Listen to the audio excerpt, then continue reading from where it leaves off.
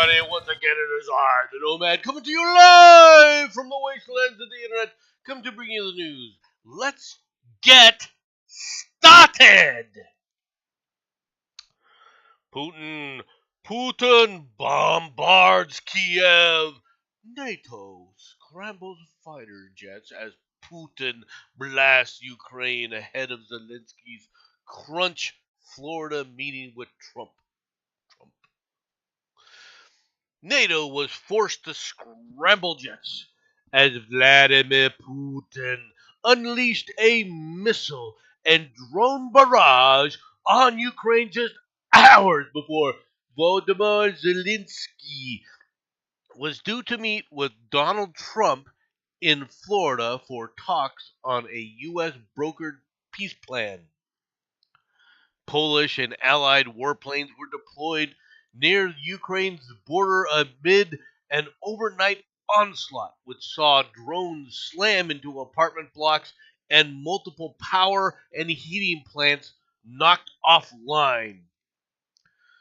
Fighter jets have been scrambled, and ground-based air defense and radar reconnaissance systems placed on a state of readiness, said Poland's operational command. This was preventative and aimed at securing and protecting the airspace, particularly the areas adjacent to the threatened region. Okay.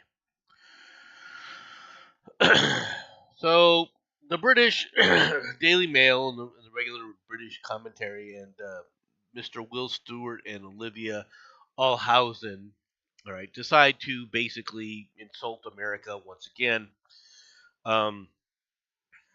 feeling that America should be the toadies for the Europeans. Okay? I want you guys to understand something. Truly. The Europeans constantly say, they constantly decry the United States. Now, we have given the Ukraine close to $1 trillion now. Given the Ukraine weapons and actual money to quote unquote supposedly purchase weapons, close to $1 trillion.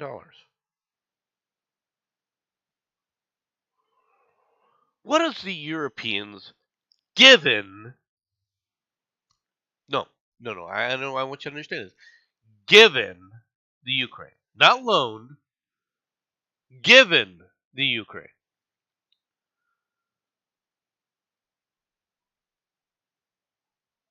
We haven't given them anything. It's all predicated on stuff being paid back. So how is the Ukraine paying them back? Through the American dollars that have been given to them. The Europeans aren't serious about this war. The Europeans aren't serious about their own defense. We give money to Ukraine to buy weapons. They turn around and get weapons on loan from the Europeans, which they then use the American dollars to pay for. It's a boondoggle straight to the EU. And we needed to cut it off completely. We need to cut it off completely.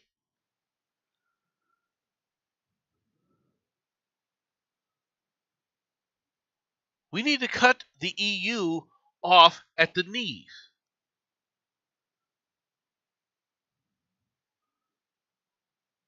Now, there's a lot of people, the Ukrainians are winning. The Ukrainians are not winning this war.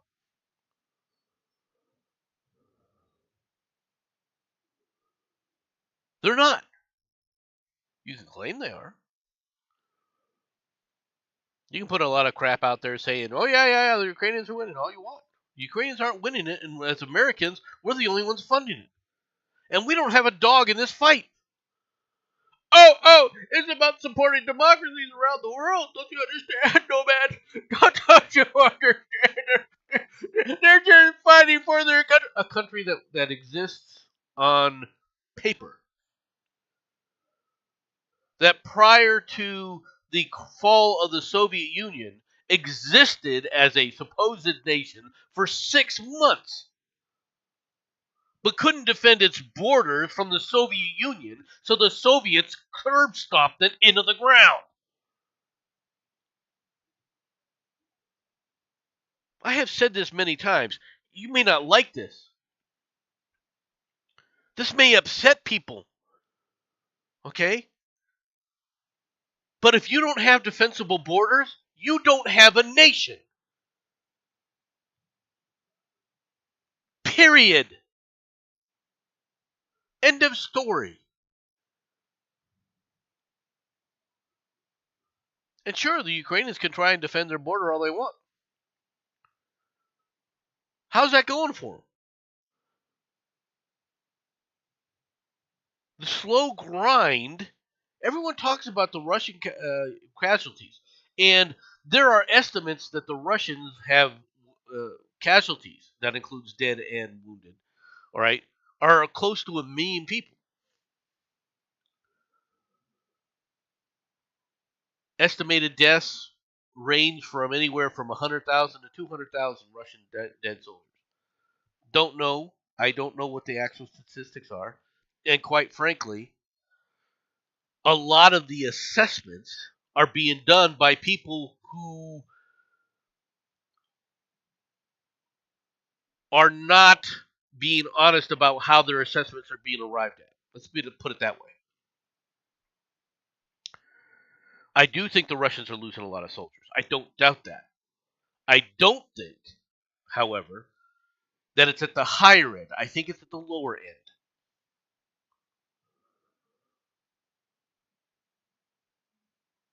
But the Russians see this as a vital interest to them.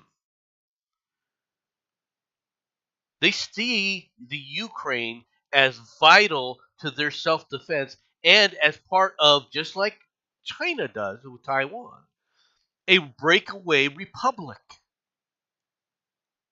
They don't see it the same way you want to see it, saying, oh, this was a democracy. It's not a democracy. It never was. It was never a functioning democracy. That's a reality. And if somebody comes back and tries to tell me, oh, no, no, yes, it is, why aren't there any elections? Oh, there's a war going on. Don't you understand that? The United States has had wars. The United States has been through plenty of wars, including the Civil War, where half the nation was at war with one another, and we still had elections on both sides, to be honest.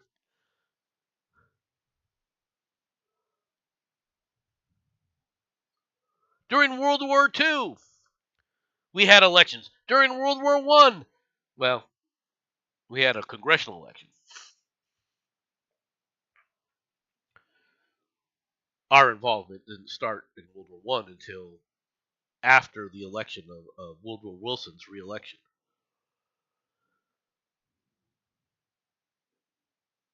But Volodymyr Zelensky canceled elections because he thought he'd lose.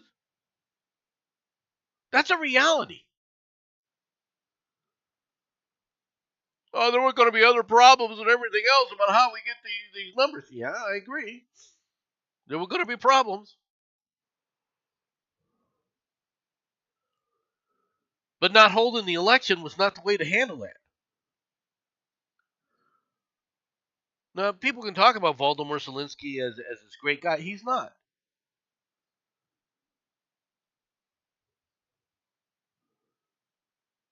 And the Ukrainian generals, with all this U.S. support and all this U.S. equipment, still have not been able to defeat the Russians on a large scale. Mainly because the tactics that the Ukrainians utilize are the same tactics that the Russians utilize. Because they were trained as Russian or Soviet troops. And they have not changed how they operate. There are other issues, I understand. But it's not going to change. The reality is, though, that the EU can go F itself, all right? And if the EU wants to fix this and the EU wants to stop this war, all right, then they can start participating rather than sitting up there going, no, no, no, just give me money. We are making money out of this. The biggest money makers in this Ukrainian war are Volodymyr Zelensky and the European Union. The only ones suffering treasure and everything else are, yes, the Ukrainian people, the Russian people, and the Americans. No one else is suffering due to this war. Not one iota. And yet we're told, oh, no, no, this is a European affair. We need to listen to the Europeans. The Europeans have a stake in this. Where? What's the European Union's stake in all this?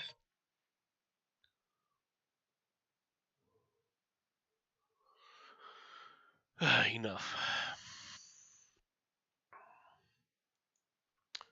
Back to my other favorite. Whipping boy. UN chief condemns attack on mosque in Syria. Oh, wow. What a courageous stance. What an absolute courageous stance in the world. UN Secretary General Antonio Gutierrez on Friday unequivocally condemned the deadly terrorist attack on a mosque in Homs, Syria, his spokesman said in a statement. So he didn't even make the statement, a spokesman made it for him. The attack occurred during Friday prayers at the Ali bin Abi Talib Mosque in Wadi al-Dahab neighborhood of Homs, according to the statement issued by spokesperson Daphne Dujarric. Gutierrez reiterated that attacks against civilians and places of worship are unacceptable, stressing that those responsible must be identified and brought to justice. Well, that'll work. That'll fix it. Yeah, that'll do it. Boy, howdy! Look at the EU and the UN. Boy, they're right on the cutting edge of supporting humanity. They're right on up there, folks. We're gonna save the world. Look, we put out we issued a very strongly worded statement. Don't you understand? Don't you understand, no man? Now, what do I see with this? I see what I've always tried to explain to people. You think mosques are a holy site? The people in Syria don't.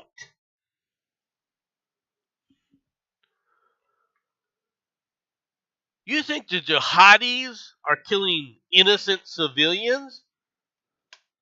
No, it's civilians killing civilians. Okay? Do you get it now?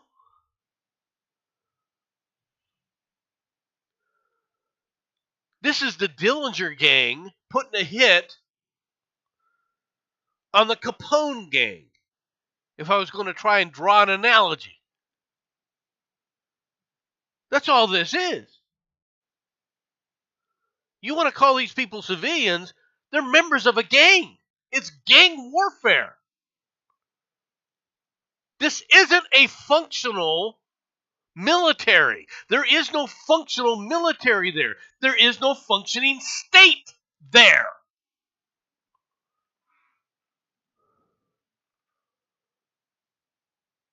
And the reason is because Islam doesn't allow for it.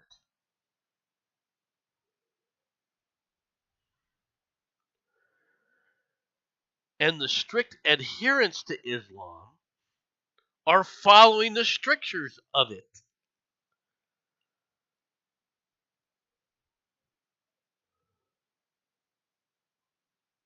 Because it reinforces a 12th century cultural mentality and identity. And you're not going to fix this by wishing it away. condemning the mosques. Mosques were always strong points where the enemy sit up there and concentrated their headquarters for the different gang members.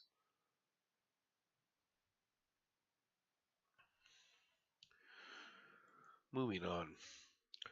The most friendless place on earth. If you think rich individualistic societies are the loneliness, think again. Prickly pear line the perimeters of red brick fields. In a few there are crops, but in many the cacti is the only hint of green. Small children who should be in school herd zebu cattle along dusty tracks. Women sell bags of charcoal outside flimsy wooden huts by the main road.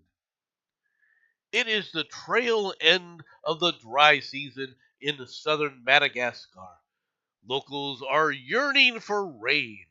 They are short of cash and often hungry. They are also lonely. Many people think loneliness is a first world problem, that rich societies become atomized as people chase wealth rather than social connections. But surveys suggest this is wrong. Western individualistic societies, where more people live alone and religion is marginal, tend to be less lonely. People in poor countries are much likelier to be lonely. The loneliest region of all, surprisingly, is Africa, the home of Ubuntu, the social notion that people are people through other people.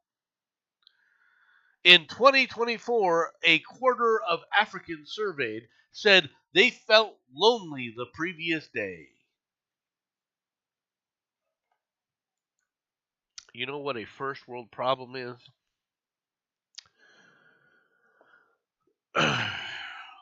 Trying to identify loneliness is a first world problem. Do you get it now, folks? We are wasting resources, time, and effort. Well, let's compare our loneliness to the loneliness of Madagascar. Yeah, I haven't traveled to Madagascar. This is another boondoggle, another waste of money, all right, by a group of people who should be, you know, somewhere else, doing something else. Money should be spent, better spent somewhere else. How often do these people, these leftists, decry the social conditions of animals, right? Oh, please save the animals. This lonely dog, look, it hasn't found food in a while. And I'm not saying that that doesn't exist. I'm not saying that animals aren't abused. No. I'm not saying that at all. But where are you? Where is PETA bitching about these studies? Where is where are all the leftist organizations to decry a study that wasted money and resources on loneliness in Madagascar instead of whatever social ill they're trying to fix?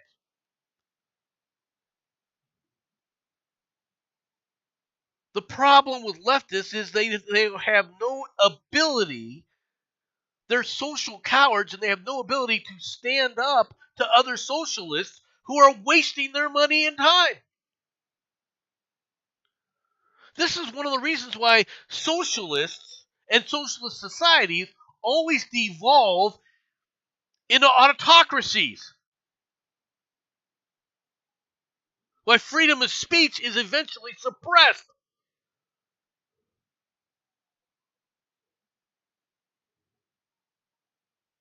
Because they have no ability to prioritize anything. They have no ability to step back and go, okay, how important is this issue? And the reason that they don't do that is because they know that if they started doing that, the importance of their chosen, priority may come up wanting. And their gravy train, because they've been getting money from it, is going away.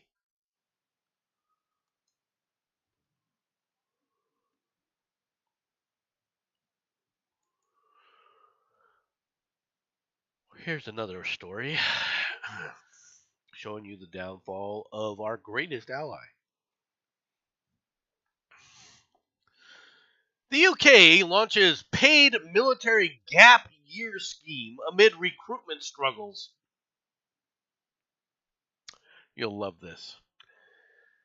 The initial pilot scheme, which will launch in March of 2026, will offer around 150 under 25s a year of paid experience and training in the armed forces without a commitment beyond the course. The government hopes to eventually expand this offer to over 1,000 places, subject to interest. Excuse me. The announcement comes after the new head of Britain's armed forces, Richard Knighton, all right, earlier this month issued a call for the country's sons and daughters to be ready to fight in the face of growing threats, including from Russia. It comes as British defense chiefs attempt to boost recruitment. Figures released by Britain's defense ministry in November show that its army trained around 38 fewer recruits in 2022 and 2023 than in the previous 1920 to 2019 to 2020, with a growing share leaving during training compared to pre-pandemic levels. This gap year scheme will give Britain's young people a taste of the incredible skills and training on offer across the Army, Royal Navy, and Royal Air Force, said John Healey, the UK's Defence Secretary.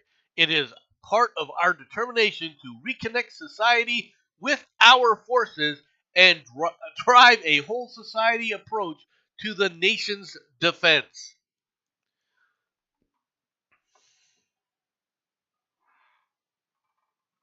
The scheme is inspired by a similar scheme in Australia, which the government described as an exciting model from which to learn.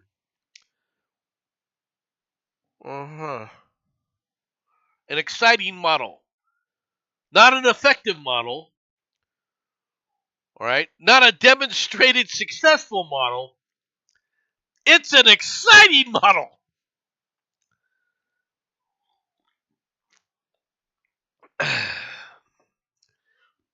It's an exciting model from which to perform.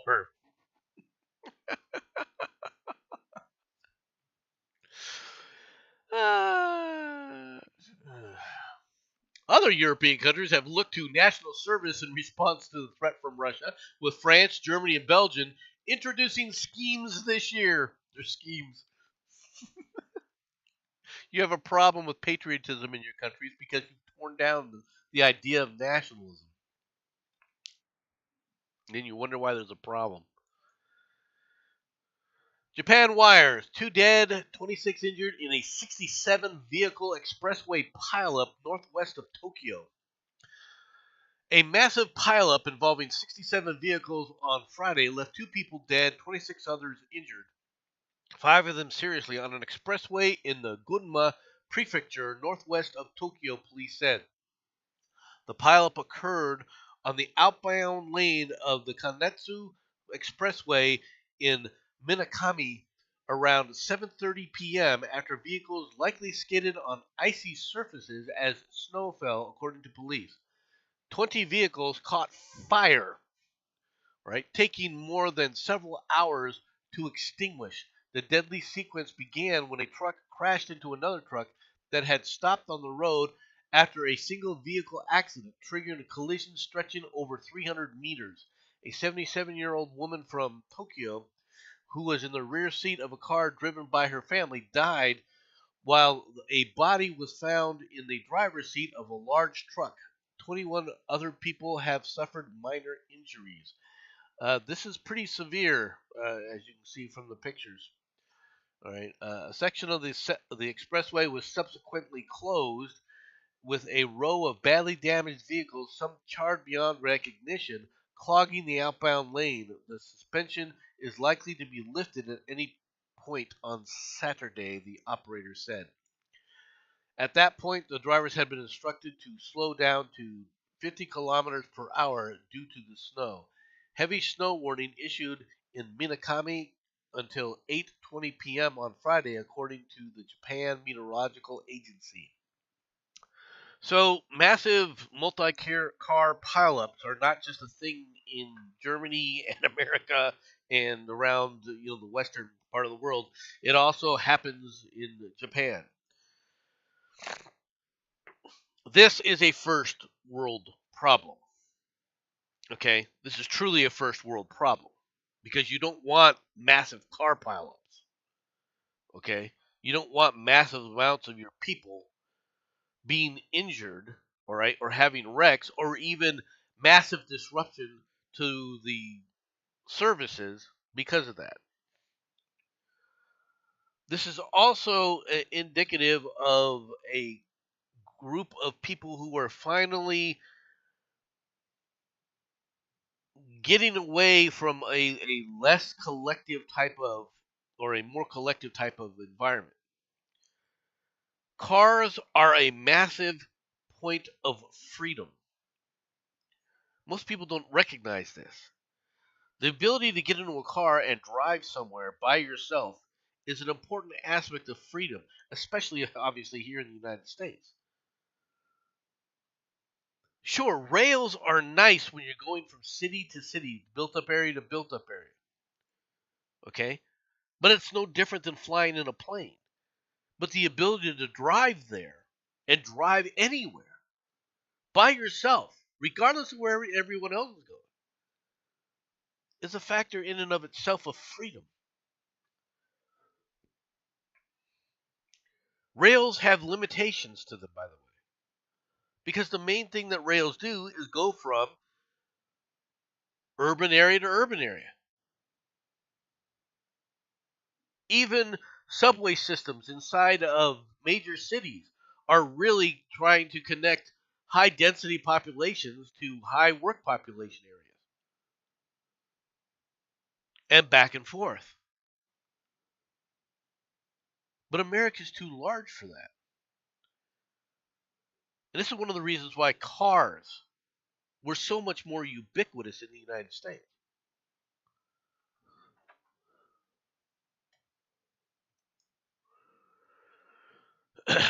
Back to the EU. An opinion from Jonathan Turley. We are the free world now, Europe declares war on free speech in the United States. We are the free world now. Those words from Raphael Glucksmann, a French socialist member of the European Parliament, captured the pearl-clutching outrage of Europeans after the Trump administration did what no other prior administration has ever done: stand up to Europe to defend freedom of speech. This week, Secretary of State Marco Rubio barred 5 figures closely associated with European censorship efforts from traveling to the United States. This includes Thierry Breton, the former European Union Commissioner responsible for digital privacy. On a post on X, Rubio declared that the U.S. will no longer tolerate these egregious acts by extraterritorial censorship and will target leading figures of the global censorship industrial complex from entering the United States. Hear, hear! Breton achieved infamy as one of the architects for the massive EU censorship system, which is now being globalized. Armed with notorious Digital Service Act, Britain and others threatened American companies and officials that they would have to yield to European standards of free speech. You don't have standards of free speech. After Britain learned that Musk is planning to interview Trump before the last presidential election, he even warned the ex-owner that he would be monitored and potentially subject to EU fines. Glickman is now irate at the scandalous actions against Thierry Breton. We are Europeans. We must defend our laws. That's right. You're Europeans. You know what you're not? You're not Americans. So stay there in Europe and go think happy thoughts about yourself. You guys sit there and take our money and take our resources and live in the lap of our defense, and then you freaking stick us in the back with knives time and time and time again. And this is just one example of a clown who doesn't even appreciate what he's just said.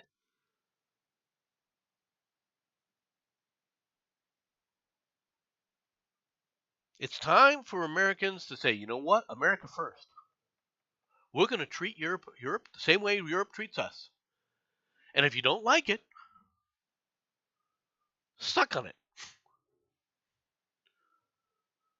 That's what's coming. That's why the rest of Europe right now is suffering while the U.S. economy is starting to strengthen more and more. Regardless of stories like this from the Washington Post. Bankruptcies. Bankruptcies soar as companies grapple with inflation and tariffs. Corporate bankruptcies surged in 2025, rivaling the levels not seen since the immediate aftermath of the Great Recession, as import-dependent businesses absorbed the highest tariffs in decades. At least 717 companies filed for bankruptcy through November, according to data from S&P Global Intelligence. That's roughly 14% more than the same 11 months in 2024, the highest tally since. So it's a 14% increase. All right, since 2020 to 2010. Yet this guy referenced, okay, the Great Depression.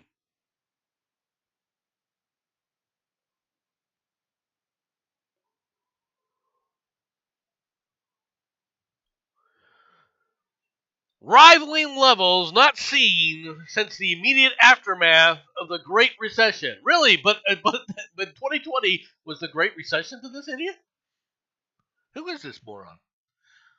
Aaron Gregg and Jocelyn Preezer. Why is it there's always these stupid female writers writing these things? Companies cited inflation and interest rates among factors contributing to their financial challenges, as well as the Trump administration trade policies that have disrupted supply chains and pushed costs up. But in a shift from the previous years, the rise in filings is most apparent among industrials, companies that tend to manufacture, construction, and transportation. The sector has been hard hit by President Donald Trump's ever fluid tariff policies, which he long insisted would revive American manufacturing. The manufacturing sector lost more than 70,000 jobs in the 1 year period ending in November, federal data shows. Consumer oriented businesses with discretionary products or services such as fashion or home furnishings represented the second largest group. Oh no, overseas manufacturers, all right, who are having US operations are struggling in the United States.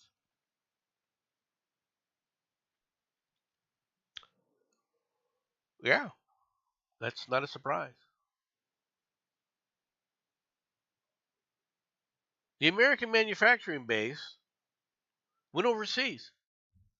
And it has been overseas for a long time. Those people are now being forced to try and relocate these manufacturing jobs back into the United States. And of course, this is creating a problem because in the United States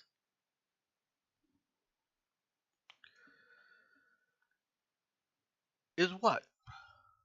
States. Places people who, especially of European mentality, of the European mentality, even the Americans of the European mentalities. They want to exist in New York. They want to exist in California, Oregon, Washington. They want to exist in places like Illinois and Chicago, New York City, San Francisco, LA. But you can't manufacture in those states. You can't. Because of the leftist policies, it's impossible to manufacture in those states. So they don't want to move. Especially to those red icons. Especially those red state icons like Texas and Florida.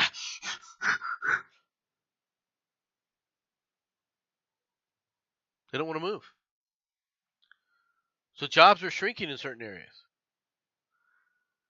And foreign countries that have done business in America, but their manufacturing remains in Europe because of the tax policy, are struggling in the United States now.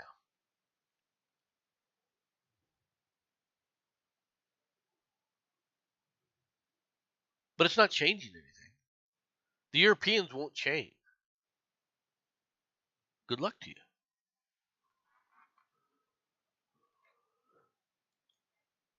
Christmas Day swim survivor says it was a mistake to get in after he was rescued from the worst conditions ever in a festive event believed to have killed two.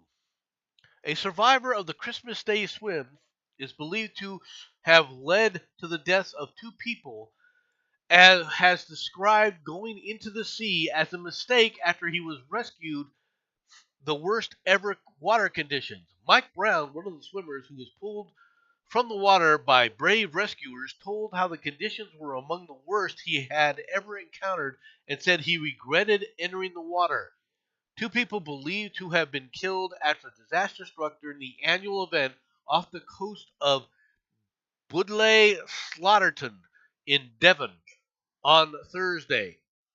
Antiques dealer Matthew Upham, 63, is feared to have lost his life after taking a festive dip alongside a man in his 40s. Both currently remain missing.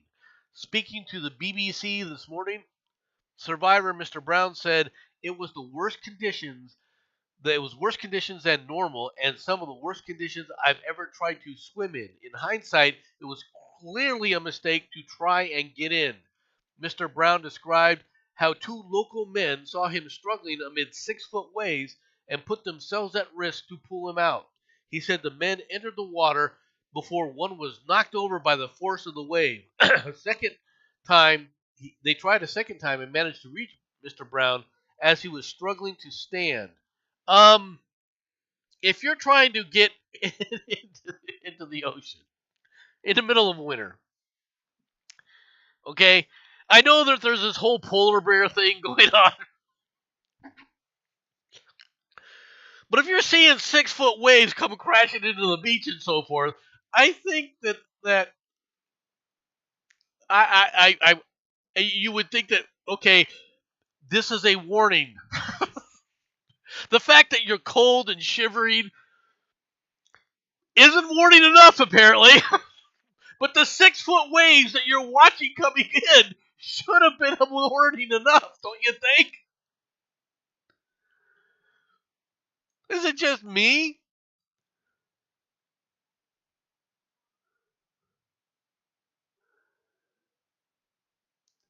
It's kind of silly, personally.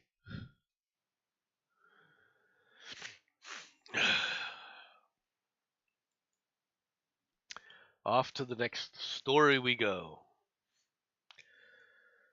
Let's see what this one is, shall we? A 44-year-old woman is facing a felony charge for Christmas morning theft of children's gift from under the tree at a Florida hotel. What a surprise. Investigators alleged Erica Rothenbuehler entered the lobby of the Red Roof Inn early Thursday morning and began looking under the tree. As captured on hotel security video, Rothenbuehler then took 6 total toys, which were for kids, before leaving the lobby. The pilfered presents, cops say, were worth $48. The arrest report does indicate who the items were intended for, or does indicate whether they had been collected in a toy drive at the St. Petersburg hotel. When police subsequently located Rothenbuehler, she reportedly made spontaneous statements saying she thought the gifts were for kids in the building. Cops noted that the defendant does not have any children.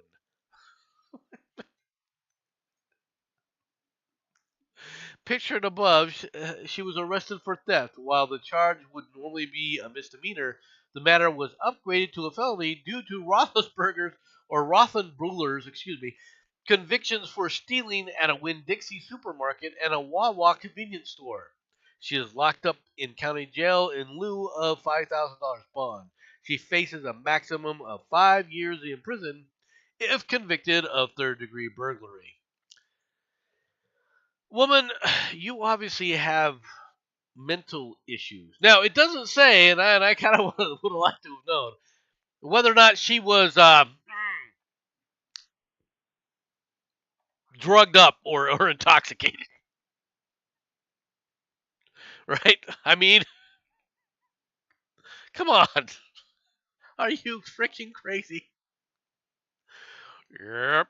Nomad, I think that's how they call it. More from the European Union. Russia's wheat harvest estimated up 10.6% in 2025.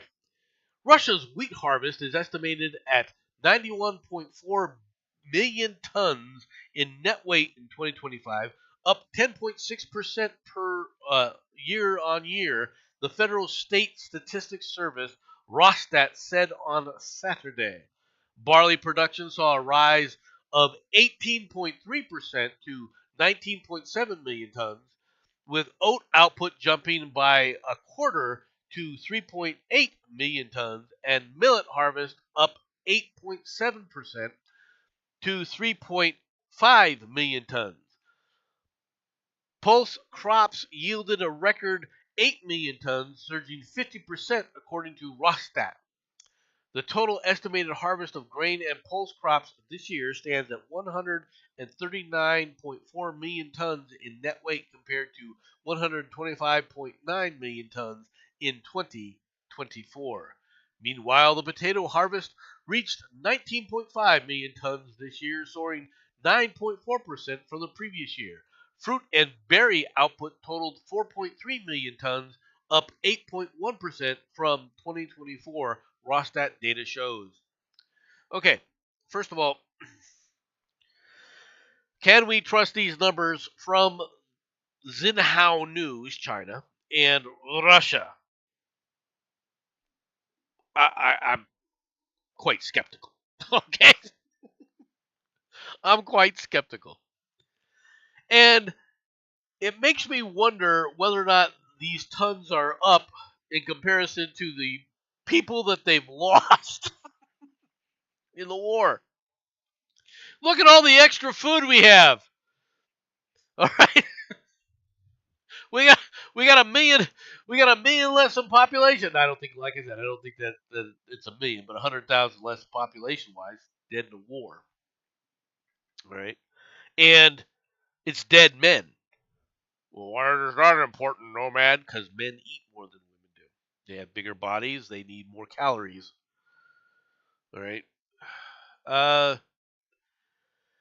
if, however, we take this as accurate, it flies in the face of how devastating the sanctions have been on Russia. Sanctions which only the U.S. apparently is willing to actually impose. Once again, the Europeans, they don't care.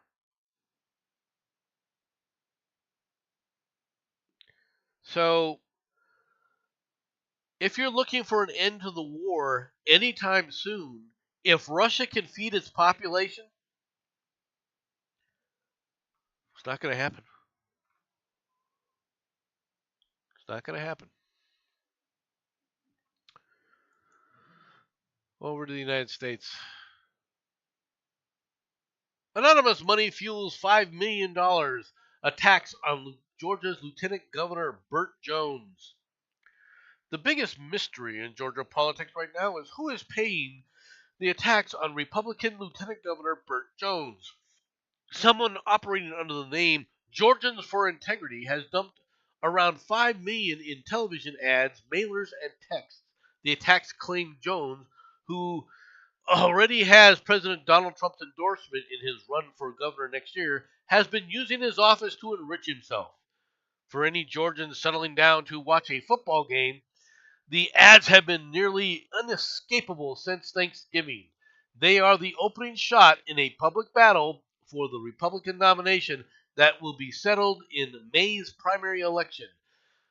But the ads also show how dark money is influencing politics, not only at a national level, but in the states, with secretive interests dropping big sums seeking to shift public opinion.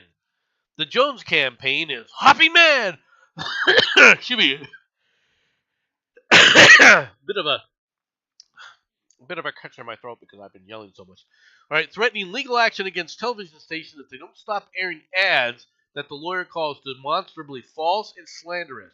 So far, the ads remain on air.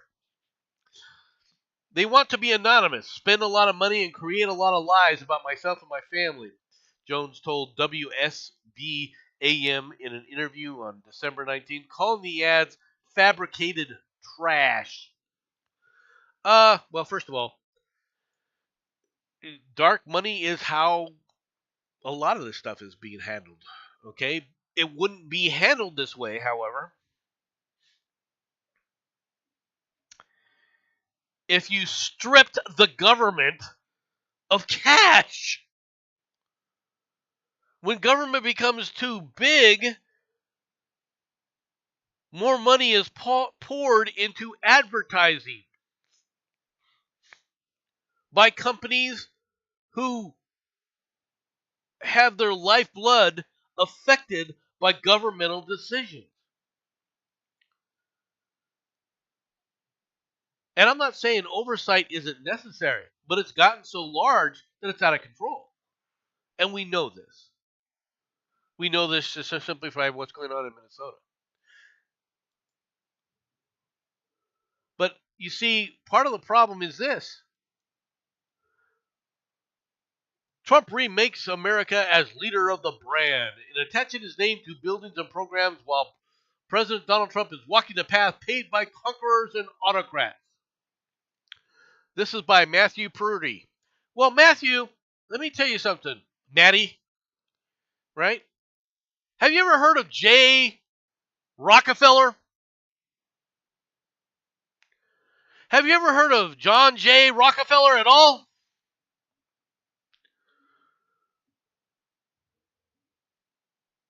Have you ever heard of Martin Luther King? Have you? You see, you use a comment as a slanderous comment while ignoring actions by people all the time in this country. If you go down to West Virginia, you will see Rockefeller on every frickin' thing. And guess what? He was a Democrat from West Virginia, and he stamped his name everywhere. Was he a conqueror? Was he an autocrat? Martin Luther King, you can't go to a city in America where you will not find a Martin Luther King drive. Anywhere. Was he an autocrat? Was he a dictator? Was he a conqueror?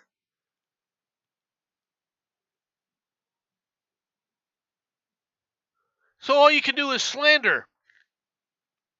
Right? That's all you got, dude. Oh, no, no, he's a self-promoter. He's a self-promoter. Oh, look at that. He's an evil ant. It's the Orange Hitler.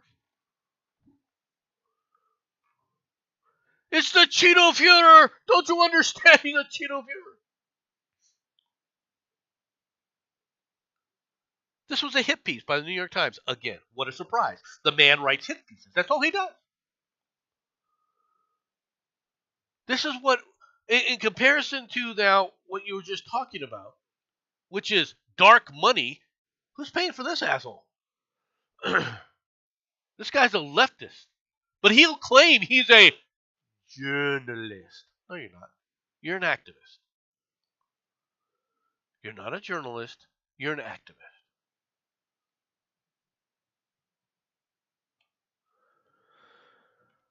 Final two stories. Dog rescued from under a car in Arizona. Firefighters in Arizona said a large dog was lucky to evade serious injury when it was run over by a car and got one of its paws partially stuck under a tire. The Tucson Fire Department said Engine 16's crew were headed back to the station on an unrelated call on Christmas Eve when they were flagged down by a group of several drivers. A dog had been running down the roadway and jumped in front of the car. The driver slammed on the brakes and stopped, but the dog's paw became partially stuck under the rear tire. The crew blocked traffic on a busy, wet roadway, and it was wet here, folks. Christmas Day was a wet Christmas Day, and the following 2 days were wet as well. The police placed the car in neutral and carefully rolled it forward enough to free the pup, who was then turned over to an animal control officer. The department said that the dog was scared and trembling, but appeared to have evaded serious injuries. Officials are now attempting to locate the animal's owner and return it to its home. The fire department said it was the second time in a single week that a trapped dog was rescued under a car. So this ended up in a fairly good, situation. It's a fairly large dog. You can see this from the pictures here. It looks like a pretty good sized dog. It's unfortunate that its paw has been partially run over. I do wonder why they rolled the car forward rather than backwards. I also wonder why they didn't just jack it up. Okay? I mean, to me, that would have been a more efficacious way of taking care of the dog. But, Tucson Fire Department, they're their own people. Final story of the day. Wrong bear! Wildlife officials capture wrong bear in California. California wildlife officials attempted to lure a bear out from underneath an Altadena man's home, but ended up catching the wrong Bruin. Kevin Johnson discovered in November that the animal had been frequenting his property since at least April, was a bear that had moved into the crawl space under his house. So he turned to the California Department of Fish and Wildlife for help. The CDFW officials said the state's bears like to find a comfortable whatever. I guess other state bears don't like to find comfortable places to create their dens around this time of year. I think all bears kind of want to do that, but hey, whatever. Unfortunately, it sounds like this was what the bear had potentially found under the homeowner's house in a crawl space, said CDFW Representative Court Copeland. It's unfortunate. We want to see the bears in the woods, not in people's homes. The CDFW biologist set a metal crate trap on Johnson's property and baited it with scents of caramel and cherry. The officials were initially elated when a bear was snared in the trap in December of 16th, but they soon discovered they had the wrong bear. Instead of the animal living in Johnson's crawl space, the trap had ensnared a bear that had simply wandered onto the property, while the crawl space squatter remained in its den. The recaptured bear was relocated to a more suitable habitat. The trespassing Bruin, known as Yellow 2120, remains underneath Johnson's home, officials said. Johnson said he has been playing loud sounds, including recordings of barking dogs, hoping that the of drawing the bear out of its hiding space, but so far nothing has worked.